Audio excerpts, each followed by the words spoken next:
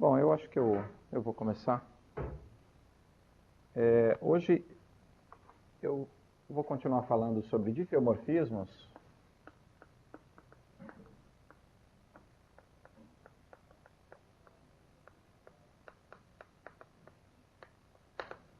E nós vamos discutir um pouquinho a rigidez desses diffeomorfismos. Então, interessado em estudar a estrutura geométrica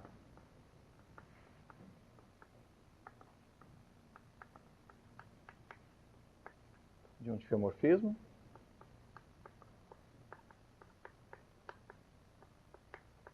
Eu vou supor que o diffeomorfismo tem pelo menos classe C1. Tá? Então a gente pode formular o que eu quero dizer com estrutura geométrica. Então a gente pode formular um conceito que é puramente geométrico, que é o seguinte: se a gente pega um ponto, bom, lembra que eu estou sempre considerando homeomorfismos ou diffeomorfismos sem pontos periódicos. Tá? Então, se a gente pega um ponto e a gente olha para dois retornos sucessivos, no sentido combinatório, quer dizer, a gente sabe que essa transformação é semiconjugada a uma rotação, e a gente sabe que para a rotação existem esses tempos especiais de retorno, que eu defini na primeira aula, que se chamam QNs, tá? Os retornos consecutivos da órbita de x, no sentido combinatório. Tá? Então, se eu pegar dois retornos consecutivos, por exemplo, fqn de x e fqn mais 1 de x, okay? Então eu tenho esses dois intervalos,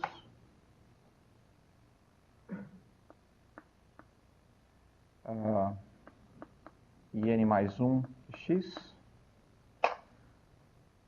e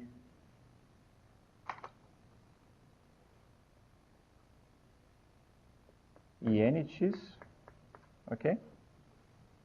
O que eu posso fazer é tomar a razão dos comprimentos desses dois intervalos, ok? Vou botar um f aqui para indicar que isso depende da f que eu estiver considerando. Desculpe. E eu posso chamar isso de enésima razão de escala do diffeomorfismo f no ponto x. Ok?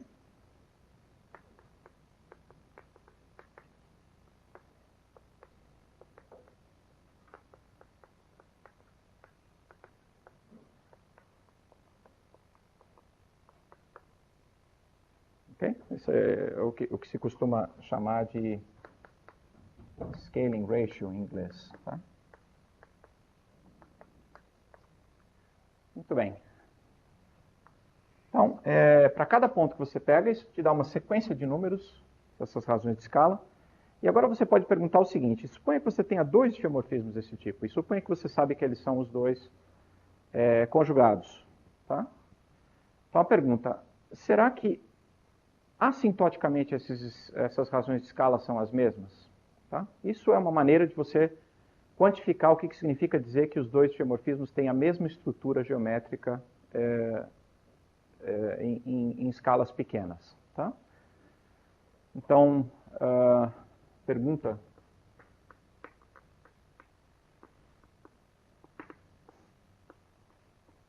sob quais condições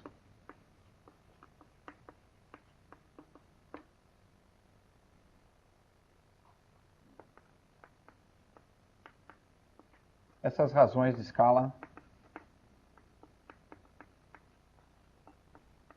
são assintoticamente universais?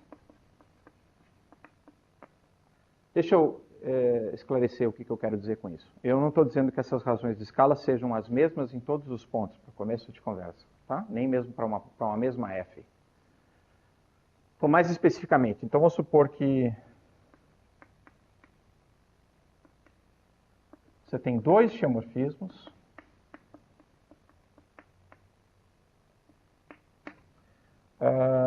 e que eles são topologicamente conjugados.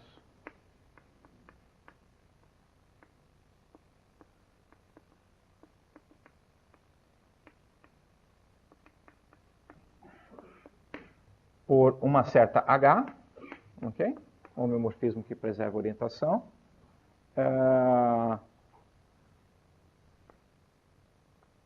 Com número de rotação irracional, quer dizer, sem pontos periódicos.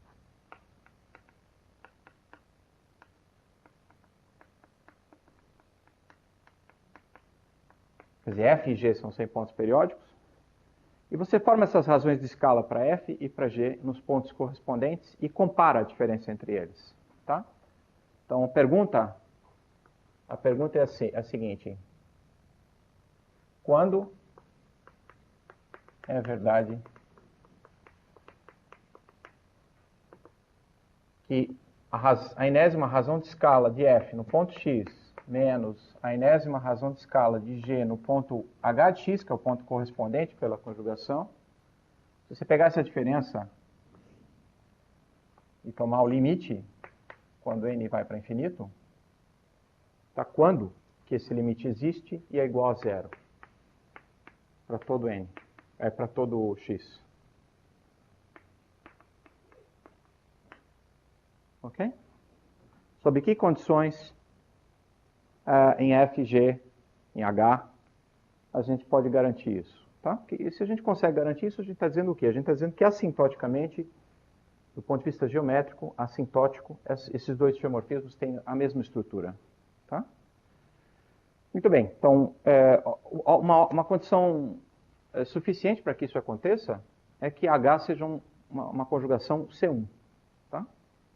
Então, uma resposta parcial é dizer assim, se H é C1, se H for um dífeu C1, tá? Então,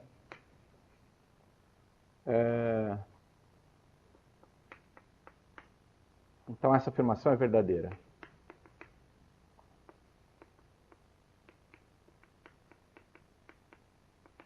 Ok? Muito bem. Então, obviamente, a gente está reduzido ao problema de decidir quando que dois diffeomorfismos que são topologicamente conjugados, que tem o mesmo número de rotação em particular, quando que eles são diferenciavelmente conjugados, quando que eles são C1 conjugados. Muito bem. Bom, para dar uma ideia, eu vou dar um histórico aqui. Então, para dar uma ideia de como o problema é um problema relativamente complexo, eu vou começar observando que, bom, em primeiro lugar, a conjugação pode ser tão ruim que ela às vezes nem é absolutamente contínua, mesmo que F e G sejam muito bons, sejam muito diferenciáveis, muito... Então, tem um exemplo devido a Arnold. Isso é por volta de 1959, eu acho. Pode ser que seja antes, eu não me lembro agora. Então, existe uma F, que é um diffeomorfismo de S1 analítico real, ok? Analítico real, com um número de rotação bem ruim, no certo sentido. É um número que a gente chama de Liouville, ele é muito rapidamente aproximado por números racionais, tá? Tal que, então, em particular o número é irracional, né? Então a transformação a gente sabe que ela é topologicamente conjugada à rotação, tá certo? Porque se é analítico real é pelo menos C2, portanto a gente já sabe que é topologicamente conjugado, mas tal que a conjugação H de F com a rotação de ângulo alfa não é absolutamente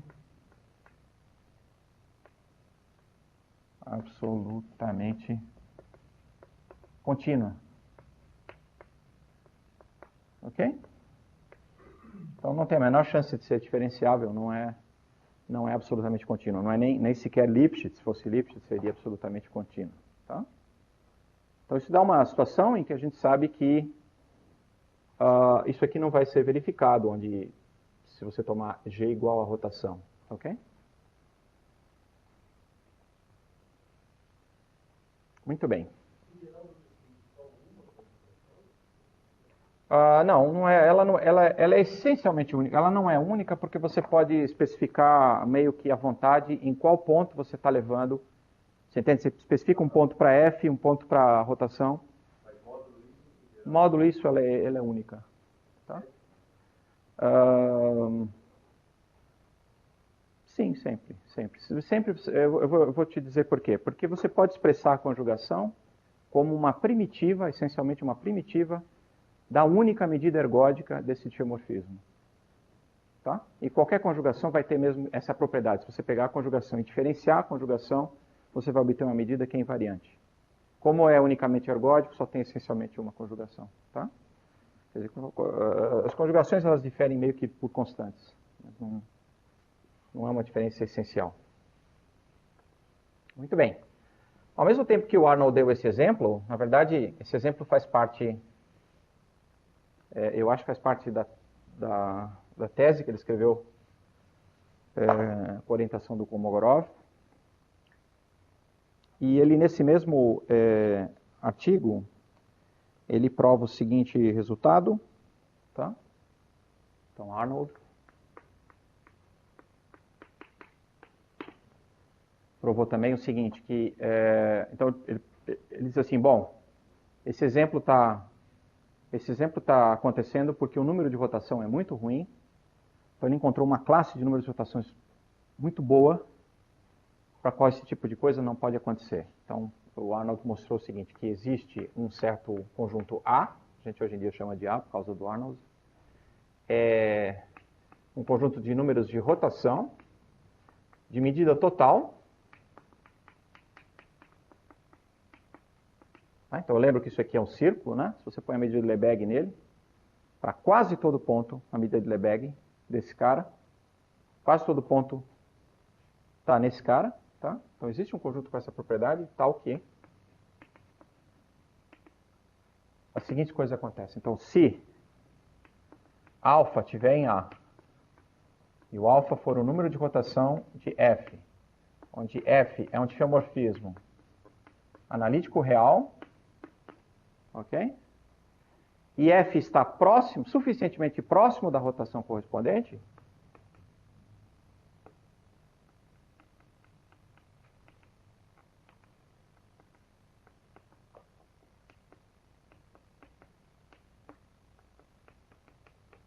eu estou sendo um pouco vago aqui, mas posso dar uma explicação um pouquinho melhor. Então, F é analiticamente conjugado à rotação R-alfa. O que significa estar suficientemente próximo? Então, F é analítico real. Se F é analítico real, isso significa que ele possui uma extensão complexa para uma vizinhança de S1 no plano complexo, uma pequena faixinha em volta do S1. Ok? E agora o que você pode fazer é comparar a distância C0 nessa pequena faixinha em volta do S1 com a rotação. E isso tem que ser pequeno. Tá? Se isso for suficientemente pequeno, e o número de rotação for alfa, né? Então a F é analiticamente conjugada a R alfa. Tá bom?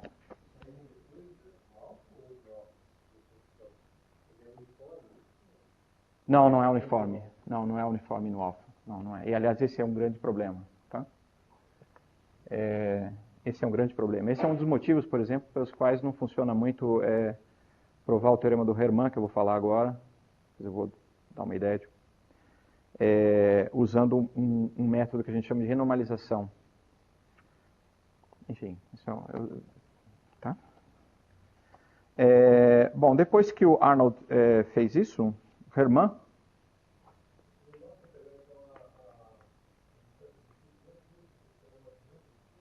tem que ser numa vizinhança assim, tá? Bom, se você estiver no círculo e tiver uma distância pequena no círculo, é lógico que você consegue numa vizinhança bem pequena você consegue também que a distância seja pequena. Tá? Mas aqui, o jeito que o Arnold, pelo menos, prova o teorema dele é pegando uma vizinhança e exigindo que a... É um pouco mais complicado do que eu estou falando. Eu estou botando um monte de sujeira por baixo do tapete. Aqui existe um método por trás que é essencialmente o método CAM, tá? KM, que é justamente, quer dizer, isso aqui faz parte de uma grande indústria de controle de pequenos denominadores que recebe o nome de CAM porque é Kolmogorov, Arnold e Moser. Moser é o cara que primeiro investigou a situação em diferenciabilidade, quer dizer, não analítica, tá? Na verdade, essa teoria, para mim, deveria se chamar SCAM. Deveria ter um S aqui na frente, que é o Siegel, que foi realmente o primeiro cara a controlar pequenos denominadores. Tá? Mas isso é uma outra história. O Siegel tem um artigo no Annals. Esse problema de conjugação local, ele está relacionado com o problema de linearização local de germes analíticos, de funções analíticas em volta de um ponto fixo elíptico. E o Siegel tem um teorema de linearização, que é um paper no Annals de 1942, que é bem antes do Arnold e do Kolmogorov. Tá? Oi? Não me lembro. Eu não me lembro. Eu lembro de ter visto a tese do Arnold em algum momento, mas eu não lembro se ele fala do Siegel. Tá?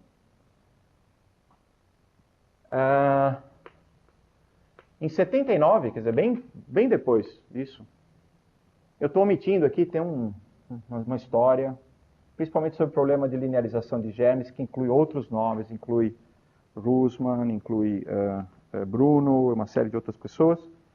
Mas no contexto de transformações do círculo, o grande progresso veio depois com o Hermann.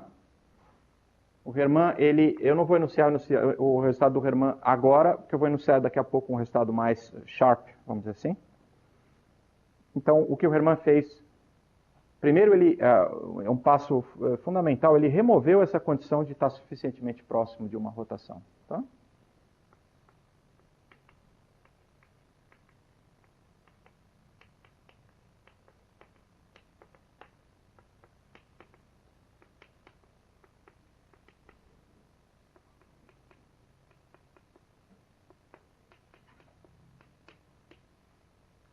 Muito bem. E também...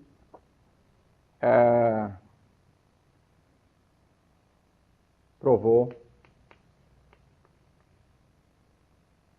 um teorema global, quer dizer, sem a hipótese de estar próximo da rotação, para diffeos de classe CR. Tá? R aqui é um número real, que tem que ser pelo menos 3. Ok? Oi? O conjunto A contém os diofantinos, exatamente. Tá? Então, o conjunto A contém um conjunto que a gente chama de D, que é o conjunto dos números diofantinos, que pode ser escrito assim. Onde esses caras aqui, quem que é o D beta? D beta é o conjunto de todos os alfas que tem a propriedade que existe uma constante C positiva, existe uma outra constante... existe uma constante C positiva, tal que para todo racional, P sobre Q, a distância de alfa até P sobre Q é maior ou igual a C sobre Q elevado a 2 mais beta. Ok?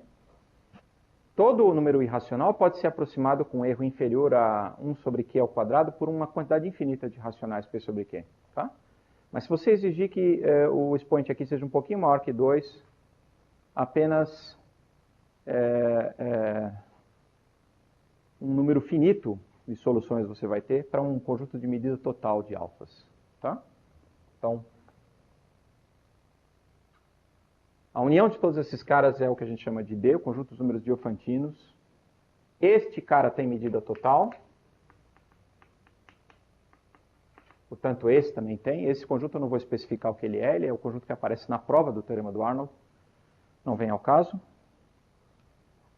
O Hermann removeu a hipótese da F estar próxima de R alfa para o mesmo A. Tá? Mas para provar o caso CR, ele tem que reduzir o conjunto A para um conjunto que é essencialmente o conjunto D. Na verdade, ele não consegue o conjunto D inicialmente. Quem realmente conseguiu mostrar que é para todos os diofantinos foi o Iocós, alguns anos depois do Hermann. Então, talvez eu devesse mencionar aqui também.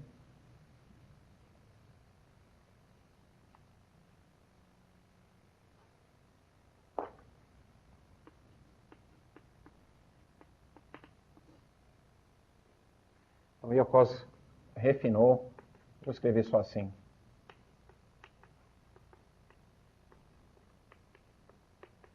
Eu vou enunciar qual é o teorema daqui a pouco.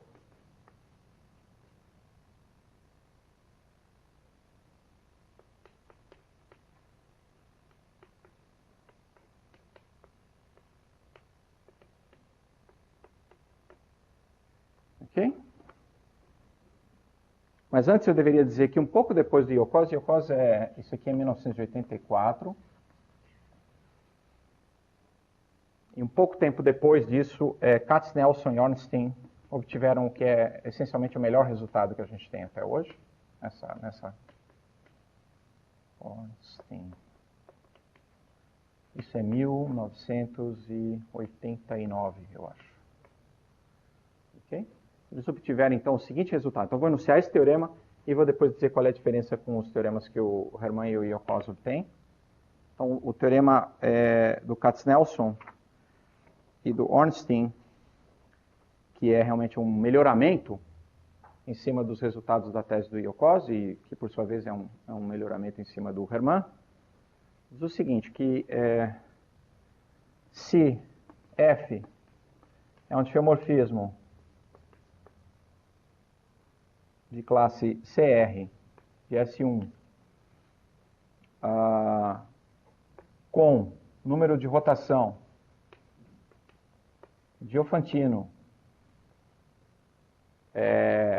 de expoente beta, esse beta aqui a gente chama esses números de diofantinos de expoente beta, tá? Ou de tipo beta. Então, se o número de rotação for de tipo beta, e você souber que o R é pelo menos 2 mais beta, então F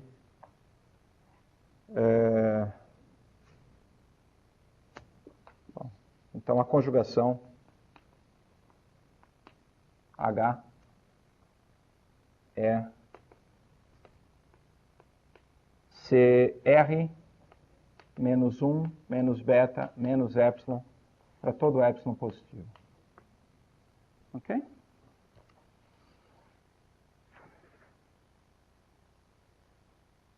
Isso é bastante técnico, mas isso está dizendo em particular o seguinte, né? Quer dizer, se você tomar R... Oi?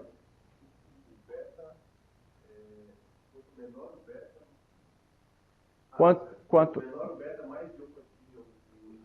mais sim, claro. Tá? É mais difícil de ser satisfeita a desigualdade com um beta pequeno do que com beta grande. Tá? Isso aqui eu não disse, mas é uma união ascendente, né? Ou descendente, dependendo do que você olha. Quanto menor o beta, maior o d beta. Tá? Muito bem. Então você observa o seguinte, se o R for tipo 3, como no caso lá do Hermann, que tem que ser pelo menos 3, e você tomar um beta pequeno entre 0 e 1, por exemplo, a conjugação já vai ser, como é para todo epsilon aqui, a conjugação vai ser melhor do que C1. Tá? Então vai ser uma conjugação diferenciável. Muito bem. Qual é a diferença entre o que o Katznelson e o Ornstein provam aqui e o que o Hermann e o Iocós mostram? Então, o Hermann e o Iocós, a condição é um pouquinho diferente.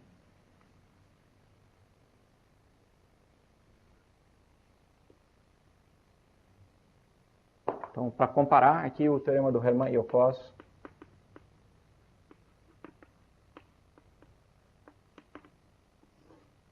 Em vez de você ter essa hipótese, você substitui essa hipótese por duas hipóteses. A primeira é que o R seja maior ou igual a 3. Isso não tem que aparecer aqui no teorema do Katznelson e do Ornstein. E a segunda é que o R seja maior ou igual a 1 mais 2 beta. Ok? Isto é um pouquinho pior do que isto. Tá?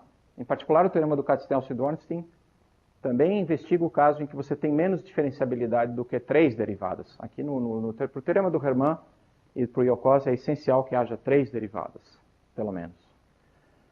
E por quê? Porque, em particular, uma das ferramentas que eles usam nesse teorema é a derivada de Schwartz do diffeomorfismo.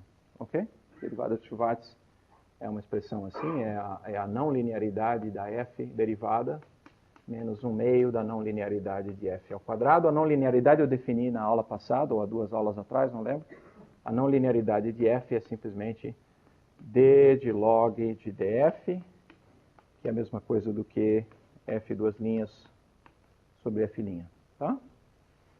Esse objeto é um objeto cuja análise dele permite você controlar o que a gente chama de cross ratios.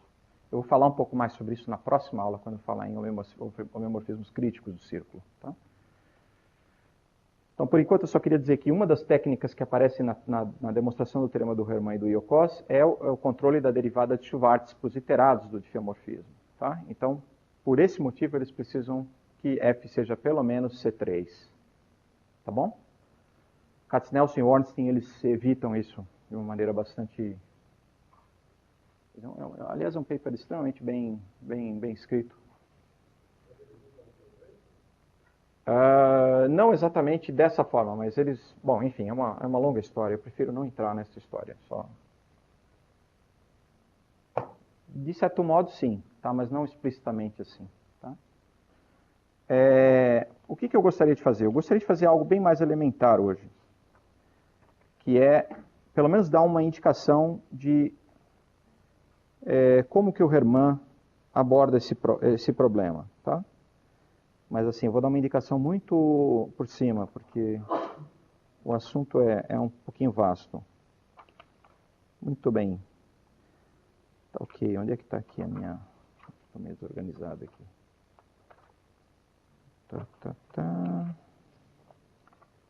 Não. Ué.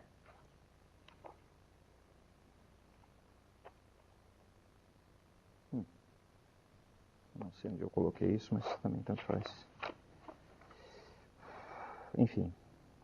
Eu precisava fazer alguns comentários aqui. Depois tem muitos melhoramentos aí e outras provas, tá? Então, tem uma prova de uma parte do teorema do Hermann e do Yokos, uma parte, quer dizer, alguns casos particulares, assim, tipo, você assume que f é C3 exatamente e faz algumas coisas. Então, existem outras provas de uma parte da teoria do Hermann e do Yokos, pelo Hanning e o Sinai, e também Stark. O Stark faz essencialmente para números de rotação de tipo limitado, ou talvez até só para o número áureo, mas ambos usam métodos que têm a ver com renormalização.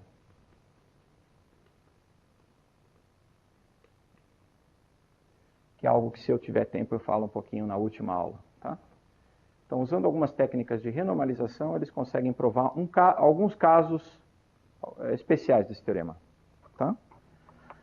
Muito bem. O que mais?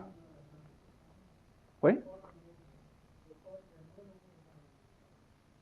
Não explicitamente. Quer dizer, num certo sentido, você pode dizer que está implícito lá, porque eles têm que usar essas transformações de retorno, analisá-las, etc. E isso, essencialmente, é a renormalização. Tá? Então, você pode dizer que usa, mas assim, aqui eles usam mais. Eles usam, inclusive, até o Hanning e o Sinai usam, inclusive, algumas técnicas que vêm de mecânica estatística. Tá?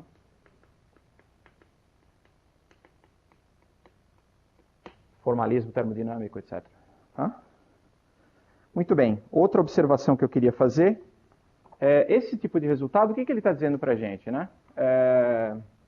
Observação. A gente sabe que esses geomorfismos são unicamente ergódicos. Tá? Tem uma única medida de probabilidade invariante para esses caras. O que significa dizer que a conjugação é C1? Significa dizer que a a medida invariante, ela é absolutamente contínua em relação à medida de Lebesgue. Tá? Então, HC1 implica que a única medida de probabilidade invariante por F é absolutamente contínua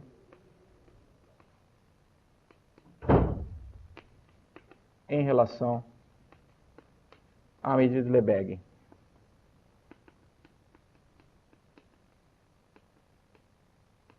Ok?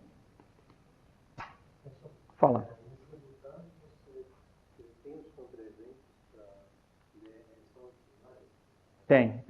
Tem contra-exemplos. Você encontra uma série de... uma análise bem fina disso na tese do Hermann. Tá? Ele faz uma série desses exemplos que podem, inclusive, ser adaptados para os casos que não são realmente cobertos para... Tá?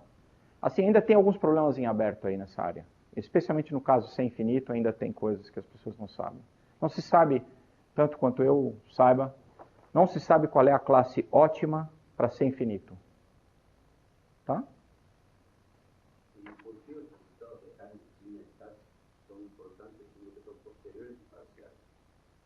Por causa da técnica que é usada, que são técnicas realmente diferentes, uma das importâncias é que eu acho é que são sugestivas do que você pode fazer quando você tem, por exemplo, pontos críticos. Em vez de você ter diffeomorfismos, você tem homeomorfismos com ponto crítico.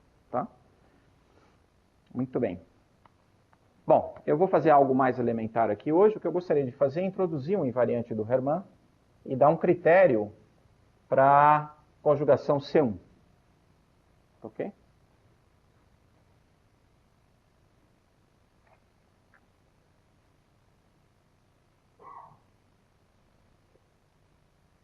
Então vamos falar um pouquinho sobre o invariante do Hermann. É um dos invariantes, tem outros.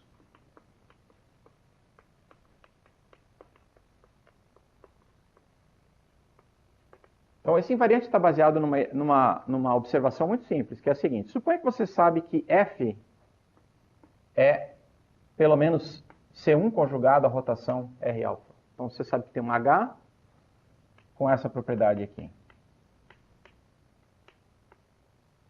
Ok? Muito bem. Bom, se você tem isso, você também tem isso.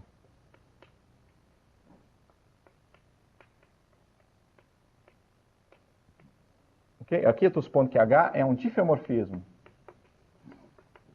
de classe C1. Ok? E F também, né? F é um diffeomorfismo também. Bom, é C1 conjugado à rotação, então tem que ser um diffeomorfismo também. Tudo bem. Então, se você tem isso, se você... Bom, eu poderia ter escrito isso de outra forma, desculpe. Poderia escrever isso assim, né? Ok? Se você calcula a derivada, então, a derivada desse lado é a derivada deste, que pela regra da cadeia fica assim, né?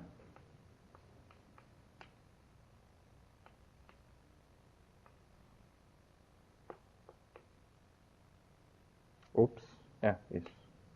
Ok? Então, observa o seguinte, que aparece apenas a derivada da inversa de H, calculada num certo ponto, que é o Rn alfa de H, ok? Vezes a derivada de H. Você só tem o produto de duas derivadas de duas funções fixas, H e H inversa. Então, isso implica que as derivadas são todas limitadas. Se você pegar o sup, as derivadas de Fn, isso aqui é uniformemente limitado, tá? Em N.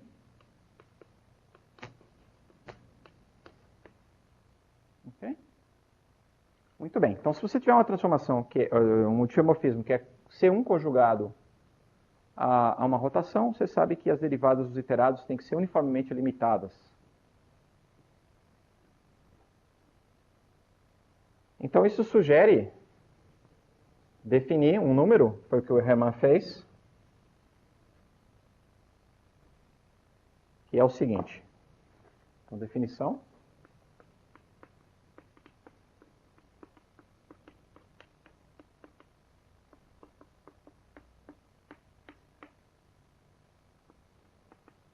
Vamos pegar H1 de F como sendo o sup em N das normas C0 das derivadas dos iterados da F. Ok?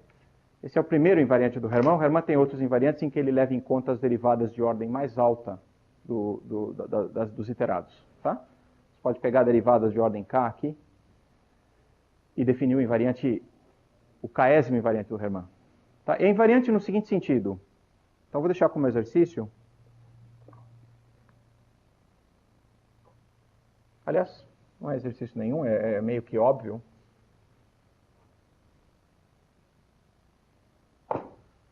Então, observação. Vamos supor que você saiba que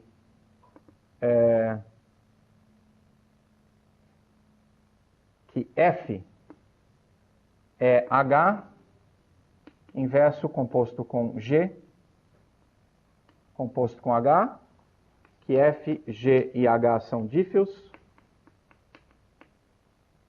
C1, ok? Então, H1 de F é finito, C e somente C, H1 de G é finito. Então, ele é um invariante nesse sentido, tá? Não é que ele é exatamente igual para coisas que são conjugadas, mas um cara é finito, C e somente C, o conjugado dele também é finito. Tá? O invariante para um cara é finito, C e somente C, o invariante para o outro é finito também. Muito bem. E o teorema é o seguinte.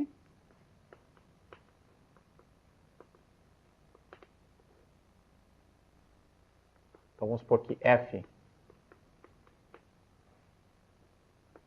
é um diffeomorfismo de classe C1 sem pontos periódicos.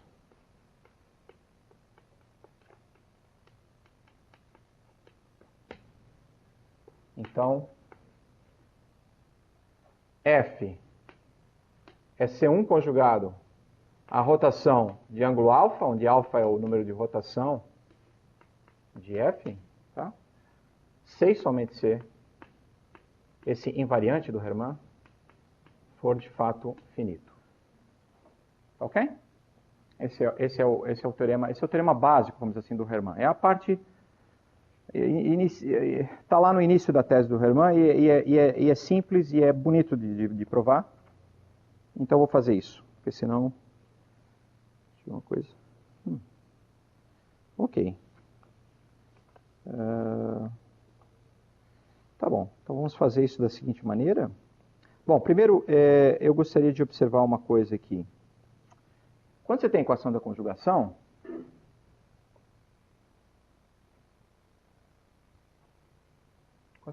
equação de conjugação, vamos escrever ela de novo, entre F e a rotação.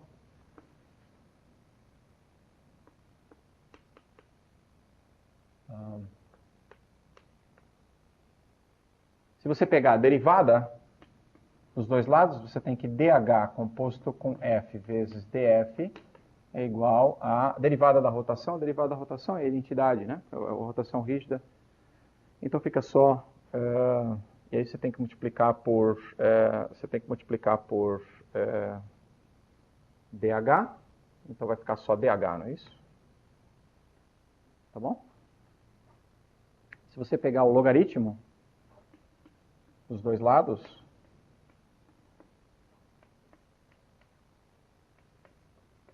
você obtém isto.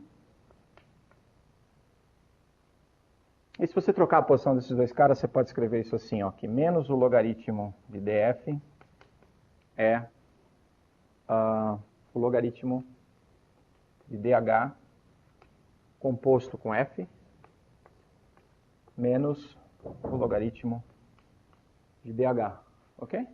Então, essa igualdade que está escrita aqui é um exemplo do que a gente chama de equação cohomológica, que, aliás, a gente ouviu na palestra do Daniel, tá? Num contexto diferente. Vamos chamar isso aqui de φ, vamos chamar isso aqui de psi, isso aqui é psi. Então, a gente tem uma equação, que é a equação cohomológica. Ela está dizendo assim, φ pode ser expressa como psi, composta com f menos psi. O que é a incógnita aqui? A incógnita é a psi, tá certo? O que foi dado para a gente? Foi dada a f, foi dada a rotação, né, o número de rotação da f, então a rotação. Então, a gente conhece a psi, desculpe, a φ, mas a gente não conhece a psi. A gente gostaria de resolver essa equação cohomológica. Então, isso aqui é o que a gente chama de uma equação cohomológica.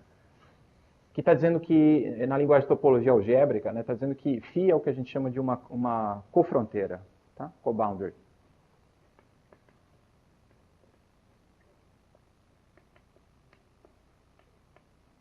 Ninguém precisa ficar assustado com a palavra cohomologia aqui. Isso é só um nome, tá? Por enquanto. Por enquanto não. Nesse curso ela é só um nome.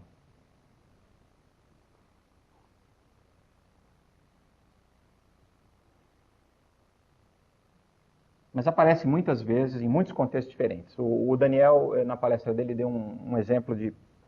Quer dizer, deu um outro contexto em que é importante você entender a equação cohomológica. Quem estuda teoria ergódica e de subshifts, e etc. e tal, vê essa equação cohomológica aparecer toda hora.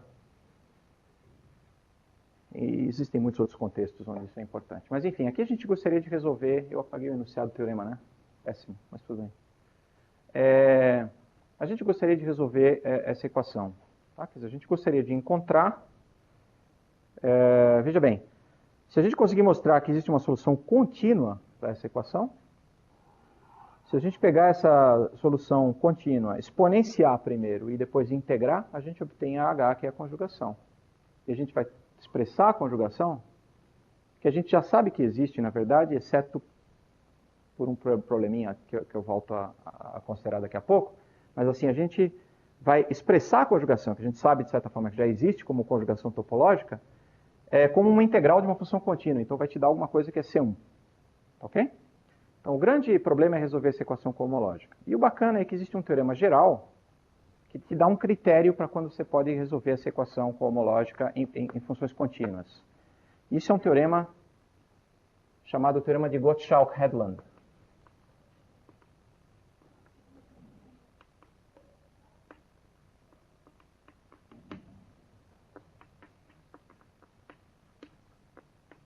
Que é realmente bem geral. Ele diz o seguinte, que vamos supor que você tem uma transformação f de x em x, onde x é um espaço métrico compacto,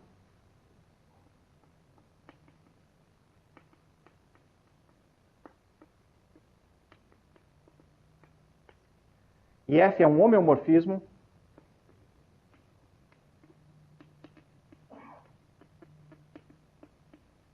minimal. O que significa um homeomorfismo ser minimal? Significa que todas as órbitas são densas. Tá?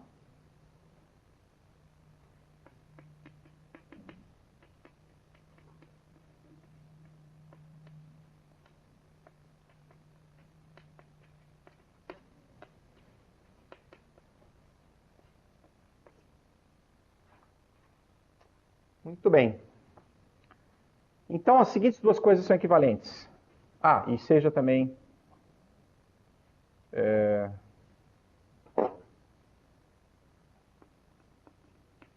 vamos chamar de φ, como a gente chamou ali, uma função de x em R contínua. Então, as seguintes duas coisas são equivalentes. Bom, a primeira é que você pode resolver a equação cohomológica.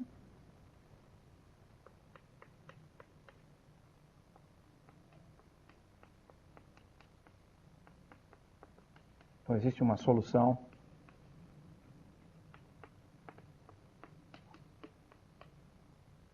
contínua. Ok? Essa é a primeira coisa. A segunda, que é equivalente a ela, é dizer o seguinte, que existe um ponto x0 em x, tal que o sup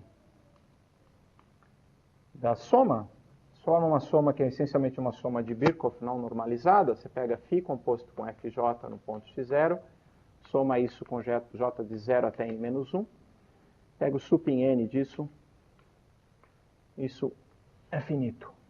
Ok? Essas duas coisas são equivalentes. Muito bem. Vamos provar esse teorema. A prova é bonitinha.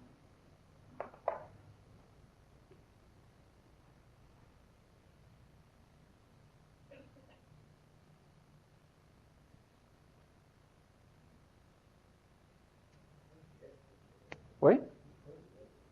Ah, isso é dos anos 50, ou 40 e alguma coisa, 48, eu não sei exatamente, mas 1950, eu vou chutar, 1950 mais ou menos, tá? Eu vou escrever a equação cosmológica de novo, porque senão, aqui ó, a equação é essa aqui, φ igual a psi composto com f menos psi. Está lá. Tem um clássico do Gottschalk e do Haslam chamado Topological Dynamics, e vocês vão encontrar a versão original desse teorema naquele livro. Tá? Muito bem. Mas hoje em dia aparece em quase todo o texto bom de dinâmica. Por exemplo, no livro do Katok, do Hasselblad, ou no livro do Wellington de Mello com o Sebastian Venstrin, vocês vão encontrar esse teorema lá. Tá? Mas mesmo assim eu faço questão de colocar a prova. Bom, vamos ver primeiro a parte fácil. Qual é a parte fácil? Qual é a parte fácil? Isso. Que 1 implica 2 é fácil. Por que é fácil? Porque suponha que você sabe que φ é psi composto com f menos psi. Então, quem que é a soma de Birkhoff não normalizada aí? Quem que é soma de φ composto com fj num ponto x qualquer, de 0 até n menos 1? Se você substituir φ por isto, você vê que você tem uma soma telescópica, cancela, fica só o último termo que vai ser, vai ser tipo psi composto com fn, aumenta 1 aqui, de x, menos o primeiro termo que é psi de x. Tá certo? Bom, mas a psi é contínua num espaço compacto, então ela é limitada. Então isso é limitado, independentemente de n. Então, uniformemente limitado. Ok? Então, claramente, você tem essa propriedade aqui, 2, com qualquer x0. Pode escolher x0 como qualquer ponto, que tudo bem. Tá? Então, vamos fazer a parte menos... certamente. Perfeito. Se eu tivesse sido um pouquinho mais organizado, eu teria feito o que o Zé Alves está sugerindo, que era colocar uma terceira condição aqui, dizendo que essa mesma propriedade vale para todo ponto. Tá? Então, são 3 coisas que são equivalentes. Isto e isto para um ponto e essa mesma coisa para todo ponto. Perfeito. Posso apagar isso? Essa é a parte fácil, vamos fazer a parte mais difícil.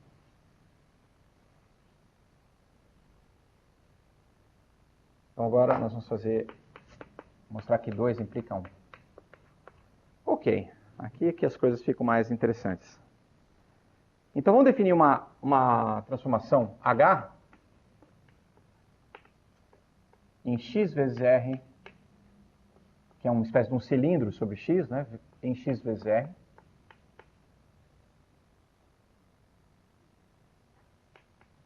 Da seguinte maneira, H de xt, x é um ponto do espaço x, tem um número real, H de xt é, você na primeira componente aplica f, e na segunda componente você tem uma translação, mas só que essa translação depende do que acontece na primeira coordenada. Você usa a função φ, então você pega t e soma φ de x. Ok? Isso é um exemplo do que a gente chama de um skill product.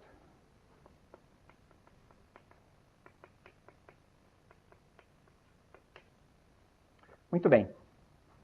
Então, uma coisa que eu gostaria de observar é que se você pegar esse cara e sair iterando, o que acontece? Quem que é HN de XT?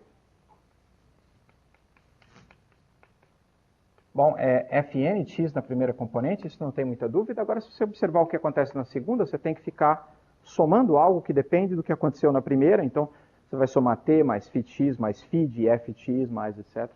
Então, você vai ficar com aquela soma de Birkhoff, não normalizada, somada a t na segunda coordenada. Tá ok? Isso para todo n. Ok? Beleza. Ótimo. Vou apagar o enunciado, mas espero que todo mundo se lembre. Então, agora, o que a gente está assumindo é que essas somas não normalizadas de Birkhoff, elas são uniformemente limitadas num ponto x0. Tá? Tá ótimo.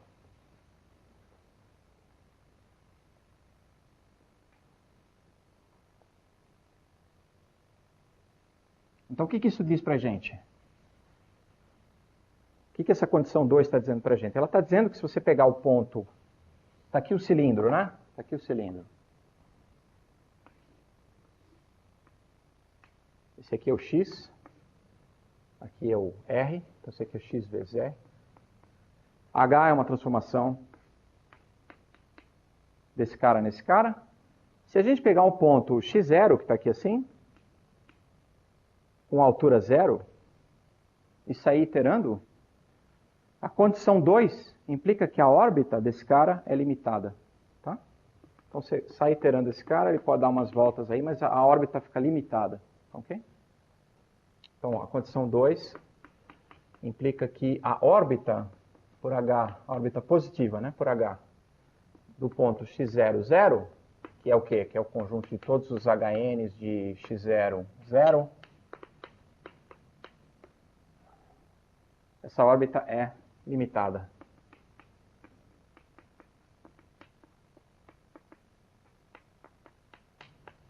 Tá ok?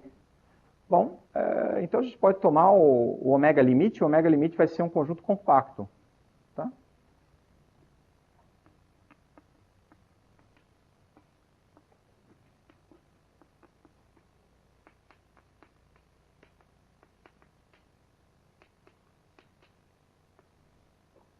Ok? Então, ômega é compacto e é invariante.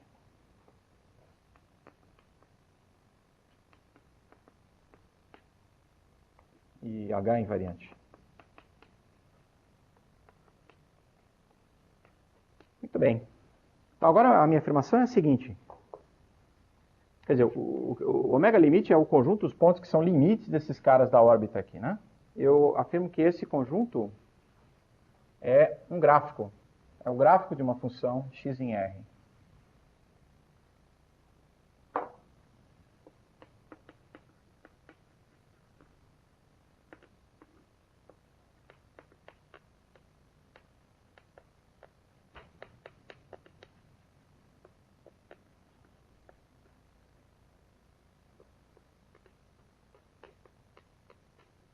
Se provar isso, obviamente a função psi vai ser contínua, porque ômega é fechado. Se o gráfico é fechado, a gente sabe que a gente está falando de uma função contínua, tá certo? Então basta mostrar que é um gráfico. É isso que a gente tem que fazer, mostrar que é um gráfico.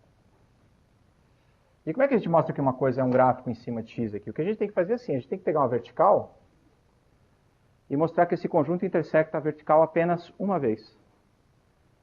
Tá certo? Então vamos fazer isso primeiro em cima desta vertical especial aqui, ó.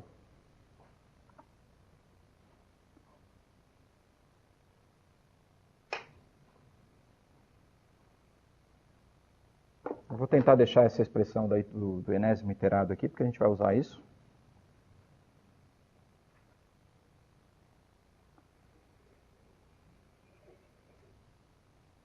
Então, o primeiro passo é mostrar o seguinte.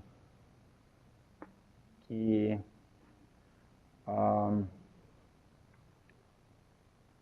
ômega interseção com a vertical x0 vezes r consiste só de um ponto, que é o ponto x0, 0. Ok? Suponha que tivesse mais um ponto. Quer dizer, tem esse ponto que a gente sabe que está no gráfico. Por que a gente sabe que esse cara está no ômega, por falar nisso, hein? Por que a gente sabe que isso está no ômega? A gente sabe que isso está no ômega porque a gente sabe que a órbita de todo ponto é densa, que a f é minimal, tá certo? Então, você pega o ponto x0 e itera, você sabe que você vai voltar arbitrariamente próximo de x0. E se você começa no nível 0, tá? Oi? Aham, é. Isso eu deixo como exercício para você.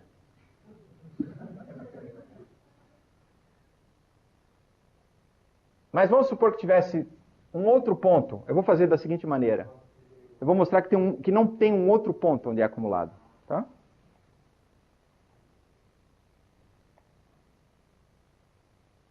Então veja bem. A pergunta é excelente. Eu não vou deixar como exercício. Quer dizer, o que eu vou observar é o seguinte. Eu mostrei, quer dizer, a gente observou que essa órbita fica limitada. Tá certo? Então se você sai iterando, esses caras ficam limitados. E as projeções são densas aqui em X. Então, tem que ter algum ponto de acumulação em cima dessa reta. Isso não é difícil de ver. Tá? O que a gente vai mostrar é que esse ponto, se existir um ponto de acumulação nessa reta, o T dele tem que ser 0. Tá? Então, vamos supor que T é um número real, tal que existe uma sequência NI, tendendo para infinito, tal que, né? Com tal que é ruim, né? Com HNI de x0, 0, se acumulando em x0, t. Ok? Vamos supor que isso aconteça. Muito bem. O que é isso aqui? Isso aqui a gente viu ali, está naquela fórmula ali, isso aqui é FNI de x0.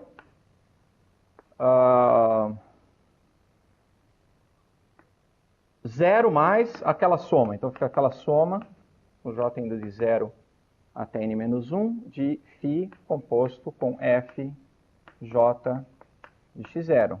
Ok? Então, se isso está se acumulando nisto, isso significa que esse cara está se acumulando em x0, por um lado, tá certo? Por outro lado, isso aqui está indo para t. Ok? Então, agora você considere HNI, não daquele cara, mas de x0t. Ok? Veja, esse ponto é um ponto de acumulação dessa sequência, portanto ele está em ômega. E o ômega é invariante. Então esses caras aqui também estão em ômega. Oi? Exatamente. Isso aqui, agora é muito simples de ver, porque a fórmula é a mesma. Você vai ter t mais isso aqui, tá?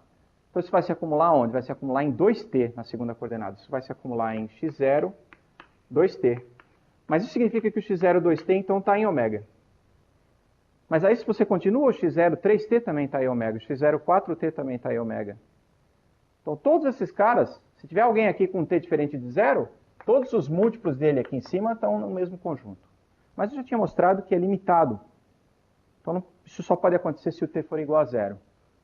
Tá, quer dizer, isso aqui implica que os pontos x0, nt estão em ômega para todo n, e isso implica que o t tem que ser 0, pois o ômega é limitado. Ok? Se tiver um t diferente de 0, os múltiplos dele explodem, ou para cima ou para baixo. Tá? Muito bem. Então isso mostra que em cima dessa vertical laranja aqui, não pode ter mais do que um ponto. Tem só um ponto, que é esse aqui. Tá? Muito bem. Agora eu já posso apagar isso. Bom, mas para mostrar que em outras verticais só tem um ponto, é o mesmo tipo de argumento. Então, suponha que você tem um x em x, e você tem dois valores de t, t1 e t2, em R.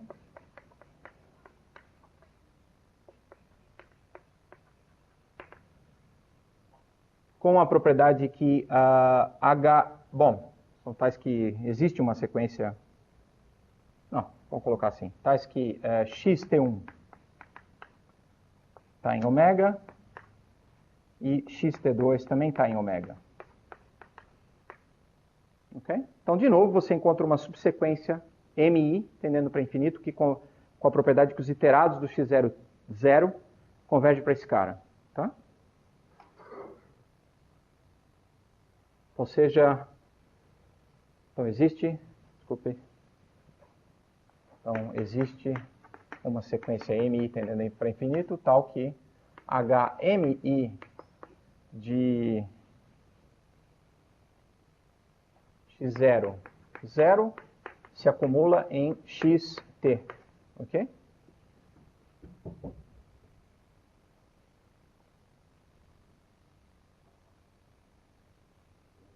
Oi?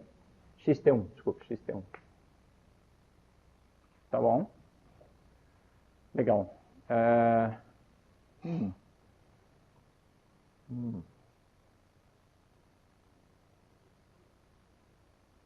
E agora?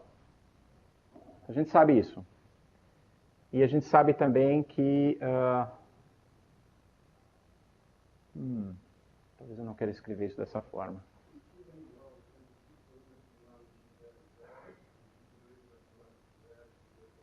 Desculpe, fala de novo.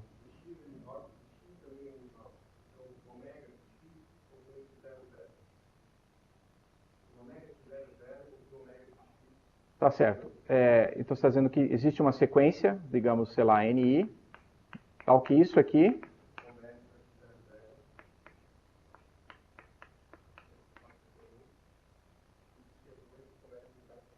Exatamente. Se você pegar agora T2, a mesma sequência para o T2 vai convergir para x0 T2 menos T1. Ou T1, T2 menos T1. Tá ok? E ambos em ômega, né? Porque todo mundo aqui é invariante por H. Então aí você obtém dois pontos que estão em cima da mesma vertical, em cima do x0. É exatamente isso. Obrigado. E isso não pode acontecer, porque a gente já tinha provado que não podia acontecer. Então é um gráfico. A conclusão é que é um gráfico.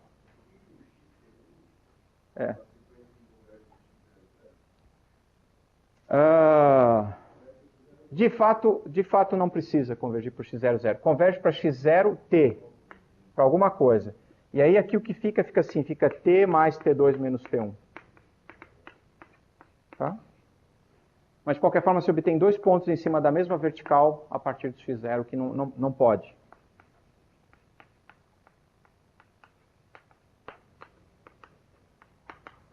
A menos que o T1 seja igual ao T2. Então só tem um ponto em cima de cada vertical. Então isso mostra que o conjunto ômega é o gráfico de uma função. Mas como ele é um conjunto fechado, a função tem que ser contínua. Então isso mostra que a psi tem que ser contínua. Tá? Então está ok. E isso termina a demonstração do teorema de Gottschalk-Hedlund. Como é que a gente aplica esse teorema para provar o teorema do Hermann? É bastante simples. Deixa eu apagar isso. Então vamos voltar para o teorema do Hermann. Eu tinha apagado o enunciado. O quadro aqui é curto, né? Então o teorema do Hermann era assim, né? Dizia que... bom, então a gente tem F, um difeomorfismo de classe C1, 100 pontos periódicos.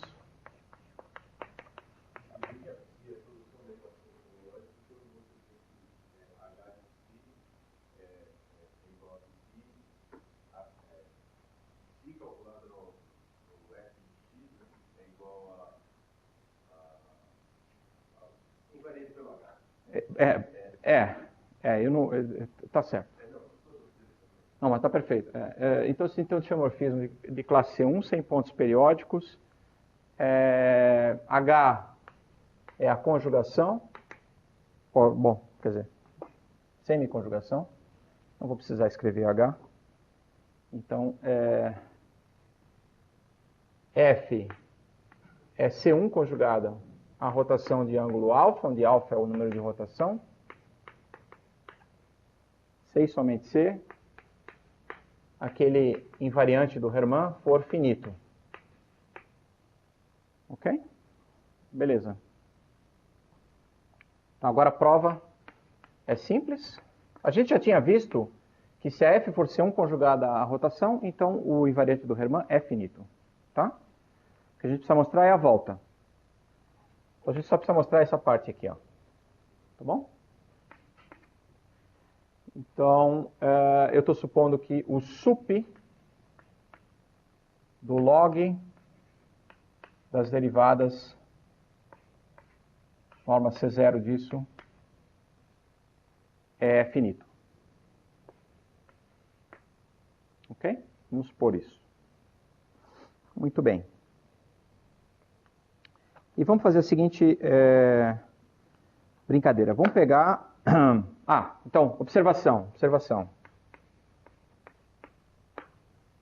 O que é o log de dfn? Pela regra da cadeia, isso aqui é simplesmente a soma, com j indo de 0 até n-1, do log de df composto com fj. Todo mundo de acordo com isso? Isso é só a regra da cadeia. A regra da cadeia se escreve primeiro na forma multiplicativa, quando você toma o log dá isso. Tá? Muito bem. Então, o que é isso? Isso aqui é uma soma de tipo Birkhoff para essa função aqui, né?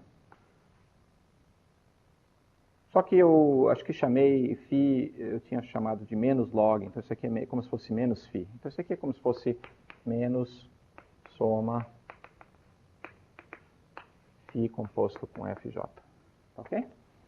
Tá ótimo. Então, essa condição aqui implica que a segunda das equivalências lá do teorema de Gottschalk-Hedlund é válida. Tá certo? Então, isso aqui... Então, aqui a gente vai tomar... Quem que é o x? X é o S1, é o círculo. Tá? Estou tomando x igual a S1 e a f é a f mesmo. É f de S1 e S1, tá certo? Então, eu estou dentro do contexto do teorema do Gottschalk-Hedlund se eu disser o seguinte. Essa função φ, que é o log da derivada, ela é contínua porque a transformação f é um diffeomorfismo de classe C1. Então, φ é contínua e satisfaz a condição 2 do teorema de Gottschalk-Hedlund. Gottschalk-Hedlund. Muito bem. Bom, então tem que satisfazer a primeira também, quer dizer, a equação cohomológica para φ tem uma solução contínua.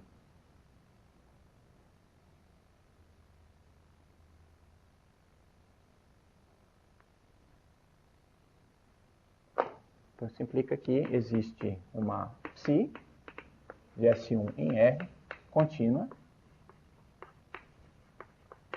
tal que a seguinte coisa é verdadeira. Φ, que é menos log da derivada, é psi composto com F menos psi. Ok? Agora você observa o seguinte, toda vez que você tem uma solução da equação cohomológica, se você adiciona uma constante a essa solução, você obtém outra solução, concorda? Porque a constante cancela aqui, percebe? Então, você pode adicionar a constante que você quiser. Então, somando uma constante,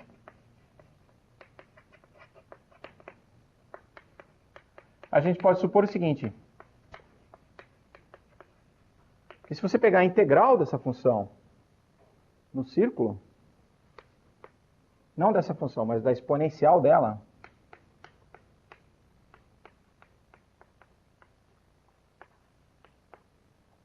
você pode supor que essa integral dá 1. Ok? Você soma uma constante até fazer isso ser verdadeiro, tá? Muito bem. Então, agora você pode definir a H usando essa psi. Você pode definir uma H, que a gente vai mostrar que é a conjugação entre a f e a rotação, tá? Então,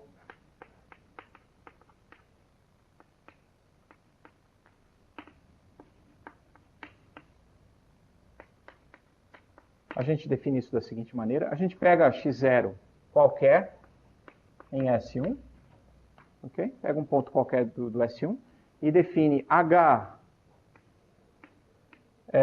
de x da seguinte maneira. Vai ser simplesmente a integral de x0 até x, eu já explico o que é exatamente isso, daquela exponencial ali.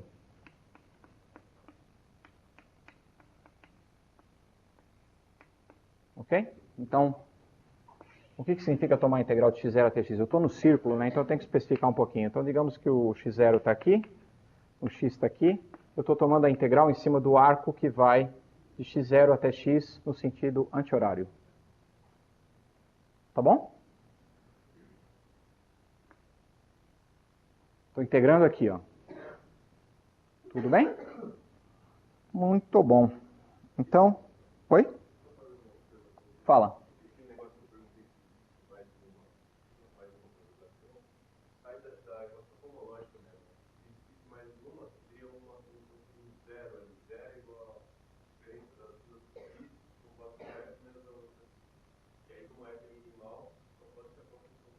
Tá bom, tá certo. Tá perfeito.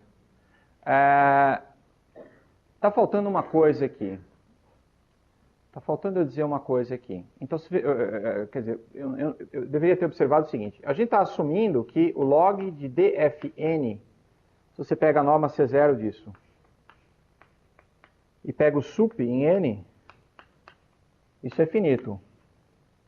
Tá certo? Em particular, essas derivadas aqui, elas são uniformemente limitadas. Isso já implica que a f tem que ser topologicamente conjugada à rotação. Por quê?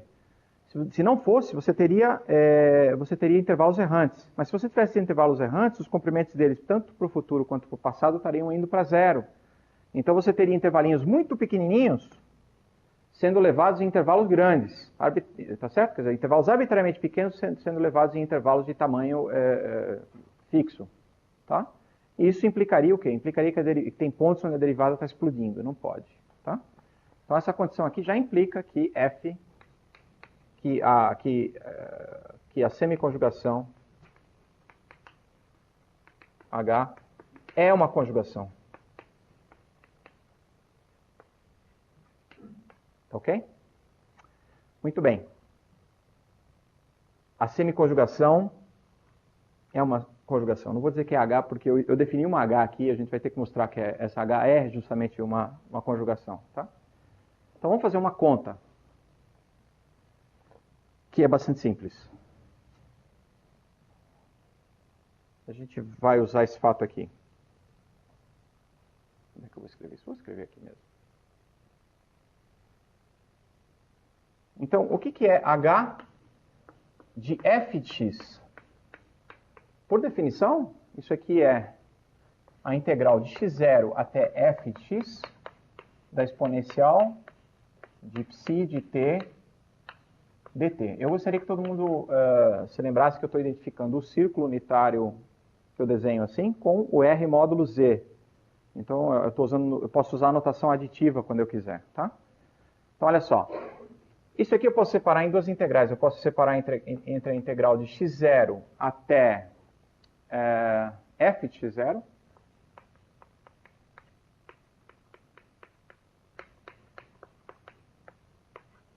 Mais a integral de f de x0 até f de x. Tá certo? Muito bem. Esse cara aqui é um número fixo.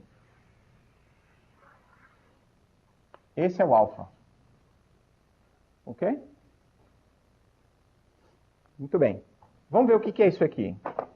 F é um diffeomorfismo. Então eu posso aplicar o teorema da mudança de variável na integral ali, né? Então o que é essa integral aqui? Ela é a integral, se eu usar a mudança de variável y igual a f de x, né? Então, o que vai ficar aqui assim? Vai ficar assim, vai ficar assim, vai ficar a integral de x0 até x da exponencial de psi de f de, sei lá, vamos chamar de y variável para não ficar, vezes a derivada de f em y dy. Ok? Bom, mas isso é igual a integral da exponencial de psi composto com f, né, calculado em y, mas é só colocar esse df lá para dentro da exponencial usando o log, né? Vai ficar assim, vai ficar o log da derivada de f calculado em y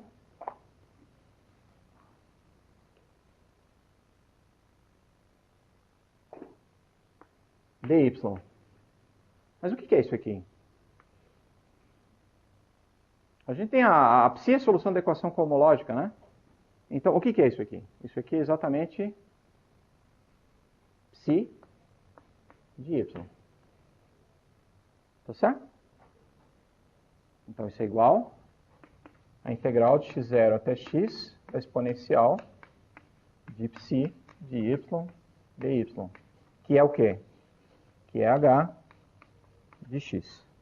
Então, o que a gente mostrou? A gente mostrou, a conclusão é que h de f de x é igual àquele alfa fixo mais h de x. Uma outra maneira de escrever isso é dizer que h composto com f é r alfa para esse alfa composto com h. Ok? Então, isso está conjugando a f a uma rotação. Essa rotação tem que ser a rotação pelo número de rotação da f, obviamente, né? Número 1. Número 2, o alfa tem que ser necessariamente um número irracional, porque a gente sabe que f não tem pontos periódicos. Tá? E h é C1, que h é a primitiva da exponencial de uma função contínua. Tá bom?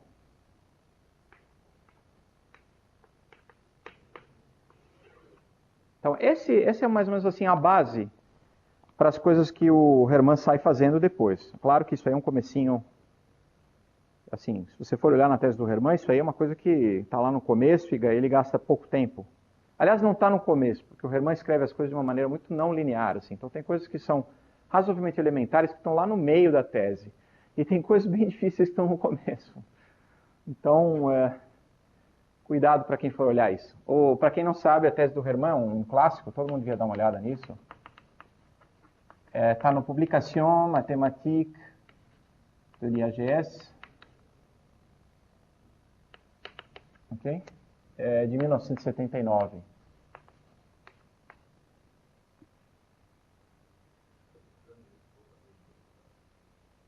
É que isso aí é uma tese d'état, né? É um doutorado de Estado, então, na verdade, ele gastou uns 10 anos aí nesse problema. E o volume tem umas 250 páginas, sei lá. Tem um paper no final também do Carlson, que é uma espécie de um complemento ao que o Hermann fez. Muito bem. Mas o que eu ia observar então é o seguinte, olha, então observação. A gente viu a desigualdade de Danjois-Coxma, que era uma coisa para homeomorfismos. Dizia que se você tivesse um homeomorfismo, então F é um homeomorfismo com 100 pontos periódicos e o que mais? Mi é a única medida de probabilidade invariante por F. Então, e alfa é o número de rotação, ok? Irracional, obviamente. E mais ainda, suponha que você pega uma aproximação de alfa, quer dizer, você pega um número, uma boa aproximação de alfa, quer dizer, um número racional p sobre q tal que alfa menos p sobre q é menor que 1 sobre q ao quadrado. Então, e você pega também uma função φ de variação limitada no círculo. Então, a seguinte coisa acontece, se você formar a soma de φ composto com fj de x, j indo de 0 até n menos 1, menos q vezes, desculpe, até q menos 1, menos q vezes a integral da φ com relação à medida μ, no S1. Então, isso é sempre menor ou igual à variação da função φ. Ok? Isso eu não provei propriamente, eu enunciei na aula passada, não provei. Mas aí vocês observam o seguinte.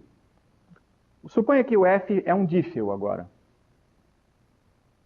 E suponha que ele seja um dífil que tem a propriedade de que o log da derivada dele é de variação limitada, como no teorema de Danjoy.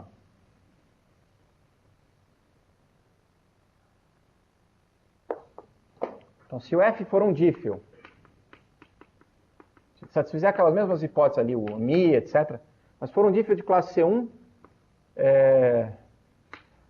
e você souber também que o log da derivada de f é uma função de variação limitada, então se você pusesse esse log da derivada ali no lugar, a gente viu na aula passada, eu cheguei a fazer isso, quer dizer, primeiro mostrei que tinha um ponto onde isso valia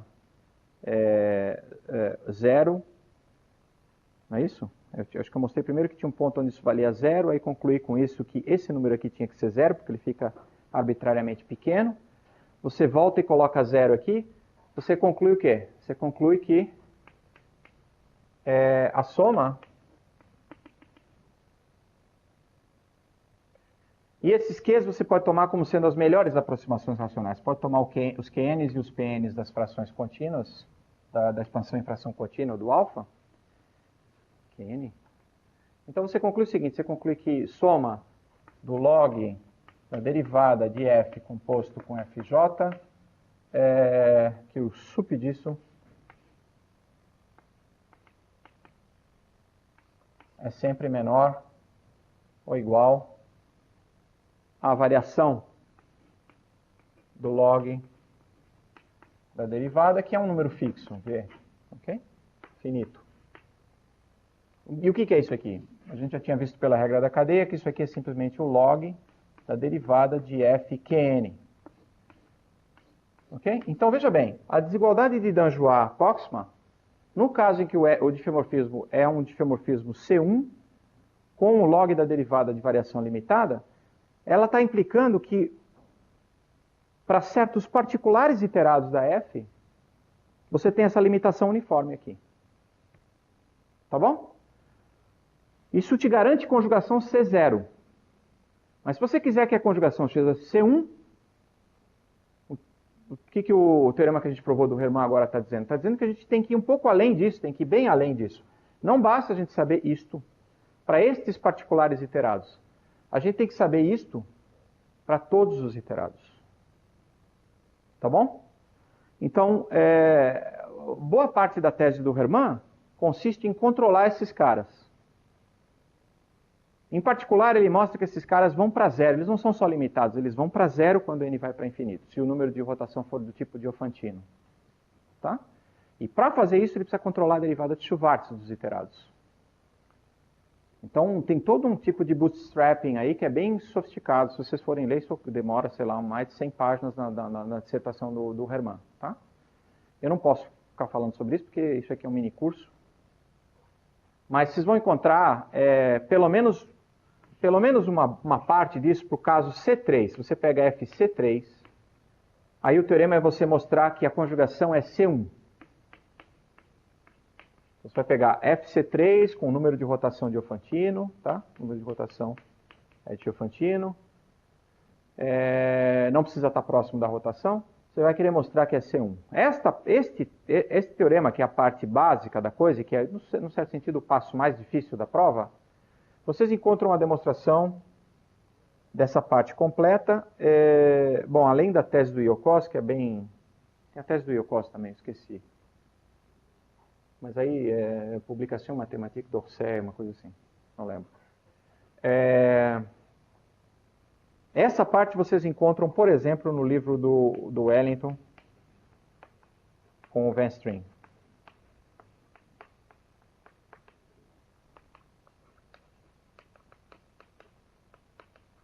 Então, para os estudantes aqui, recomendo que deem uma olhada nesse livro, porque esse livro é uma espécie de bíblia da parte de dinâmica unidimensional, aí, pelo menos até a época que foi escrito, no começo dos anos 90. Tá? Tem uma segunda edição sendo feita, mas... Oi? Tem de graça na internet, beleza. Porque... Legalmente de graça. É importante isso, né?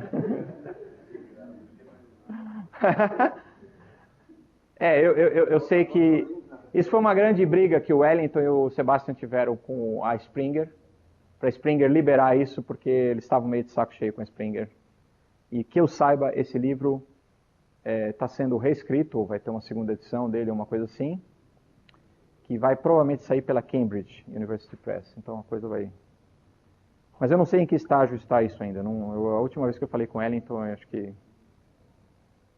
Não faz pouco tempo que eu falei com o Wellington, mas não foi sobre esse livro. Assim, a última vez que eu falei com o Wellington sobre esse livro faz tempo já, e ele... Eu acho que eles ainda estavam... Enfim. Bom, eu vou terminar por aqui hoje, porque... Fala.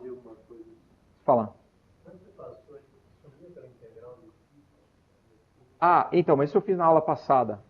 Que assim, primeiro eu disse assim, ó, tem sempre um ponto onde a derivada... Tem sempre um ponto x0 onde a derivada vale 1, que é um diffeomorfismo. Nesse ponto, essa soma vale 0. Com a φ, obviamente, aqui eu estou tomando a φ como sendo o log da derivada, né?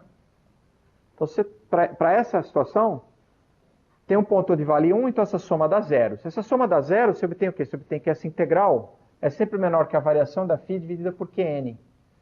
Então é 0. Então isso é 0. E aí, se isso é 0, você volta e diz, bom, para todo ponto vale isso, então. Você tem essa limitação para todos os pontos. Tá?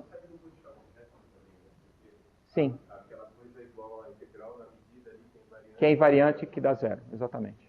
Perfeito. Bom, enfim, eu vou parar por aqui. Eu vou mudar um pouquinho o plano que eu tinha. Eu tinha um plano de terminar com endomorfismos, mas não vai dar tempo, porque eu gastei mais tempo talvez do que eu deveria.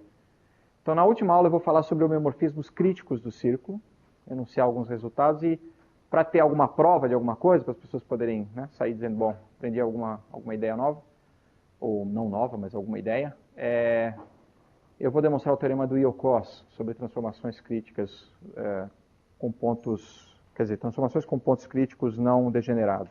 Tá? É isso aí, acho que vou terminar por aqui. Obrigado.